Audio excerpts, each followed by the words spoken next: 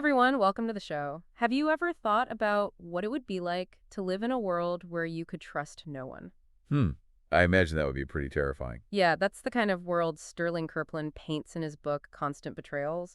It's this gritty thriller. Oh, a thriller. Yeah, full of double crosses and just intense action. If that sounds up your alley, make sure to hit that like button and subscribe for more deep dives like this one. I love thrillers. I'll definitely check that out. Yeah, you should. Constant Betrayals is a really great example of the genre. By the way, you can find a link to it in the description. But anyway, the book isn't just about cheap thrills. It also makes you think about loyalty and betrayal and what those even mean. I could already tell this is going to be good. Yeah, we're going to be taking a close look at all the lies and secrets and try to figure out why this book just pulls you right in. Okay, so the book starts off by introducing us to the main character, who's only ever called the Reaper. He's a hitman. The Reaper, what a name. It tells you everything you need to know about him, right? Right. I mean, it's not exactly subtle. In the first few chapters, we see him in action, doing what he does best. He's been hired to take out Bobby Spatafor and Bobby's girlfriend, Charmaine Salgado. Okay, I'm already hooked. Yeah, and the way Kirtland writes this first hit, it's so cold, so efficient. It really shows you right from the start the kind of person our protagonist is and the kind of world he lives in. Yeah, I can see that. Like you're right there with him, watching Bobby through binoculars, seeing how completely clueless he is. And then it all happens so fast. The way he just walks in and takes them both out, it's almost like he's just doing his grocery shopping. Wow. Yeah. There's this one really creepy detail, though, where he tells Charmaine she can just nod if she wants to follow his instructions to stay put. Like giving her some false sense of control before he... Yeah, it's pretty messed up. And then he goes about staging the scene to make it look like a robbery gone wrong, even taking pictures of their bodies before he leaves. He sounds like he's incredibly meticulous. What strikes you as the most, I don't know, interesting part of this whole opening scene? I think it's how he can be so precise, so calculated, but at the same time so detached. Like, he's a total pro, but there's just no emotion there? And then right after this whole thing, he makes a quick call to someone named Nick. Oh, so this Nick guy, I'm guessing he's important. Definitely. Their conversation is super short. It's like, it is, then I'll see you in a bit. But it says so much about their relationship. It's all business, no emotion. And then when he snaps the phone in half. Yeah, that's going to mean something. Yeah, it's like he's making a clean break, ending the transaction. But of course, nothing is ever really that simple, right? Right. So just when our hitman thinks he's done, bam, he finds out that Charmaine Delgado had some powerful connections. Her brother, Michael Salgado, works for the mayor. And his brother, Frank, he's with the Attorney General's office. Whoa, talk about a twist. I bet that threw a wrench in his plans. Big time. What was supposed to be a simple job suddenly becomes a huge problem. And it shows how, in this world, you never really know the whole story. There's always something lurking beneath the surface. That's so true. And it's while he's meeting Polly at a coffee shop that our hitman realizes just how bad things are. He sees the news report about the murders, how much attention they're getting, and the Salgado name is plastered everywhere. You can practically feel the walls closing in on him. I bet. And Paulie, I'm guessing he doesn't make things any easier. Nope. You know how Polly seemed kind of nervous when they met up? Well, looking back, it's clear that he was in deep, and he knew things were about to go south. Kirkland's really clever with how he plants these little clues. So subtle, but they make a big difference. Exactly. And then things go from bad to worse. Polly gives our hitman a signed confession, blaming him for everything, and then Polly himself ends up dead. So now he's been completely framed. What a crazy turn of events. So what do you think this sudden shift in power means? It shows how vulnerable even someone like him is. He might be at the top of his game, but he's still just a pawn? I see what you mean. Realizing this, he knows he needs help, and fast. So he reaches out to Jack Coulter, an old friend, someone he used to look up to. Jack lives up in Poughkeepsie. Going back to someone from his past, that's an interesting choice. Like, maybe he's looking for a connection that's not just about, violence and death. Maybe. Anyway, they meet up at this place called Shadows on the Hudson. And for a little while, it almost feels like they can trust each other, like there's some kind of bond there. A brief moment of peace in a world of chaos. Exactly. Jack immediately understands how serious things are, and he gives our hitman a car, no questions asked. And what's really important is that Jack knows about Nick. He knows how dangerous Nick is, which tells us they probably have some shared history, some past experience with Nick's ruthlessness. Right. And it's pretty risky for Jack, too, helping someone Nick wants gone. Yeah, huge risk, but Jack does it anyway. And then our hitman reaches out to someone else, Alan Bender. He owns a jewelry store right across from the family's bar. Okay, what's the deal with Alan? Well, he's kind of stuck between a rock and a hard place. He owes Nick something, but it's clear he doesn't like the guy. And to figure out if Alan's on his side, our hitman uses some coded language asking about a diamond bracelet. Diamond bracelet. I'm guessing that's not about actual jewelry. Nope, it's all about staying under the radar. And when Alan replies with $1,500, meaning 3 p.m., it just shows how careful they have to be, how even the smallest detail can be dangerous. It's like information is their currency. Makes sense. So after this jewelry store guy, who does he go after next? Well, he decides it's time to confront Peter Bacalieri, one of Nikki's top guys, because he's pretty sure Peter was involved in setting him up. Ah, taking the fight right to the enemy. That's got to be tense. It is. The moment our hitman arrives at Peter's house, you can feel the suspicion in the air.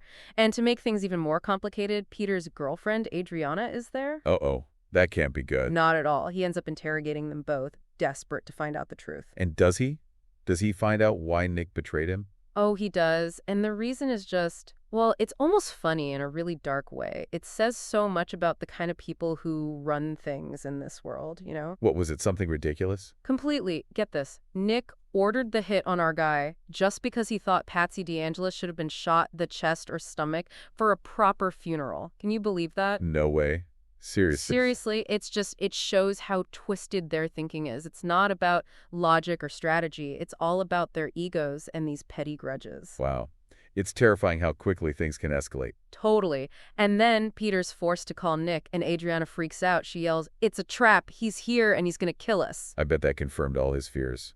Oh, yeah. And in that moment, he makes a choice. He shoots both Peter and Adriana, just like that. He didn't even hesitate. Nope. To him, they'd become liabilities, threats that needed to be dealt with.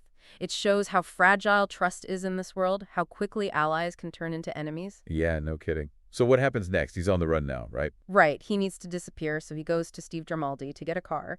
And you can see how much power Nick has, even over people who aren't directly involved. Steve is scared, like really scared of Nick. Yeah, I can imagine. But he agrees to help because he's desperate. His wife has cancer, and he needs money for her treatment. It just shows how the violence and betrayal spread out, affecting everyone, even innocent people. So sad.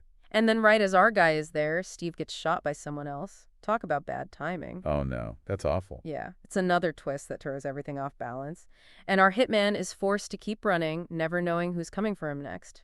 He heads down to Atlantic City to meet with Vincent Pantoliano. Okay, why Atlantic City? What's so special about Vincent? Well, Vincent gives him a really important piece of information. He admits that he provided the special paper that was used to create the fake confession. That means Nick was directly involved in setting him up. Oh, wow. So it was all planned from the start. Look like it. And they come up with a plan to lure Nikki out to New Jersey. Smart. So is he trying to turn the tables, regain some control? I think so, but it doesn't exactly go according to plan. Vincent's house gets attacked. It all happens so fast, so brutal. What happens? Does he escape? Well, the shooter actually used a mirror to target them. A mirror? That's so creepy. I know, it's like something out of a movie. Anyway, Vincent gets hit, and as he's dying, he says, "Don't bother about calling an ambulance." I guess when you're in that world, you know how things end. Yeah, it's pretty bleak. But the weird thing is, our hitman actually does call 911. Really? That's unexpected. Why do you think he did that? I don't know, maybe it was a tiny bit of compassion, maybe he couldn't just leave him there to die, or maybe it was a way to buy himself some time, create a distraction, it's hard to say. But it definitely shows that he's not completely heartless. Yeah, that's true. So what does he do after that? With things going from bad to worse, he has to turn to someone he hasn't seen in a long time, Rose Sarangelo. Rose. Is she another old friend? Yeah, they've known each other since high school, and what's amazing is, Lard, she agrees to help him, even though he's a wanted man. In this whole story where everyone betrays everyone else, her loyalty really stands out. It makes you wonder what they went through together to have that kind of bond. Absolutely. And does Rose lead him to someone who can help? She does. She puts him in touch with Angelo, who knows Carmen Manelli. This feels like a big step up. Carmen Manelli, that name definitely rings a bell. Yeah, she's a major player, but getting her help isn't easy. When our hitman meets Angelo at a bar, Angelo doesn't trust him at all, and honestly, who can blame him? I mean, he's supposed to be this traitor, right? Exactly. So he has to lay it all out for Angelo, explaining what really happened with Steve and Vincent, how he couldn't have been in two places at once. He even brings up the special paper used for the confession, the one that Vincent gave him. Ah, so he's connecting the dots, building a case. Yeah. And it works. Angelo finally agrees to take him to see Al Puccillo, who's basically running the Conti family while the boss is away. That must have been a crazy meeting. All that power in one room. It was intense. Al's a serious guy, and he grills our hitman, wants to know every little detail. And our guy, he decides to play a risky game. He claims that he was trying to take down Nikki, who was stealing from Carmen. Bold move. But it could pay off, right? It could. If Al cares more about loyalty to Carmen than about Nikki, it could work. But then, just when it seems like things might be going his way, Angeli betrays him. Oh, come on. Another betrayal, seriously. Seriously, it turns out he was promised Nikki's position if he handed our guy over. People are the worst. Yeah, it's pretty messed up. And of course, if fight breaks out and they end up crashing their car, our hitman is unconscious. So what happens? Does he die? He wakes up in a clinic. A clinic? Yeah, Marco and Vitali are looking after him. Wait, who are they again? They're Carmen Minelli's brothers. Oh, okay, so he's in good, well, maybe not good, but capable hands. Right, and then Carmen herself shows up. Whoa. That's got to be a game changer. Oh, it is. She's clearly in charge, and she already knows everything about Nikki's betrayal, which means she's got her own network of informants, her own sources of information. Wow. She sounds formidable. Totally. And she lays it all out for our hitman, tells him what he has to do if he wants to live. I bet those conditions aren't exactly a walk in the park. Nope. He has to kill Nikki, and he has to disappear from New York. Forever. No more freelancing either. No more freelancing. I guess that means she's offering him some kind of protection in exchange, right? Yeah, she'll make sure Richie and the others are safe. That's a pretty huge decision. Absolutely. But in this world, it's probably the best offer he's going to get. What about Nikki? How does that all play out? Well, they find him at a yacht club, and let's just say it doesn't end well for Nikki. I bet not. It's pretty brutal. So what happens to our guy after that? Well, he leaves New York, starts a new life. We get glimpses of what happens to the other characters, like Richie. He ends up in Austin doing venture capital. And Richie, he remodels his jazz club.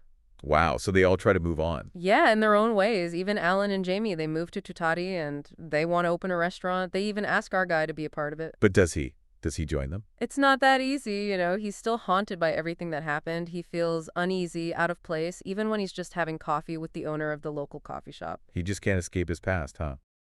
I guess not. And it's interesting because even when the coffee shop owner is talking about this developer who wants to turn a farm into a marijuana farm, you can see how our guy's mind goes right back to his old ways, like how he would have dealt with the situation before. Think those instincts are still there, just below the surface? Yeah, exactly. And it's Alan and Jamie who have a different reaction. They actually feel bad for the coffee shop owner. And it's like seeing their empathy maybe starts to change something in our guy.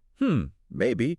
But is he really capable of changing? That's the big question. And Jamie actually asks him straight up, are you the good guy in this story? Oh, wow. How does he answer that? He doesn't really, which I think says it all. After all the things he's done, can he really call himself good? That's a tough one. It is, and that's what makes this book so compelling. You know, it forces us to think about right and wrong, about what it means to be a good person, especially in a world where everyone is betraying everyone else. Absolutely. What a wild ride.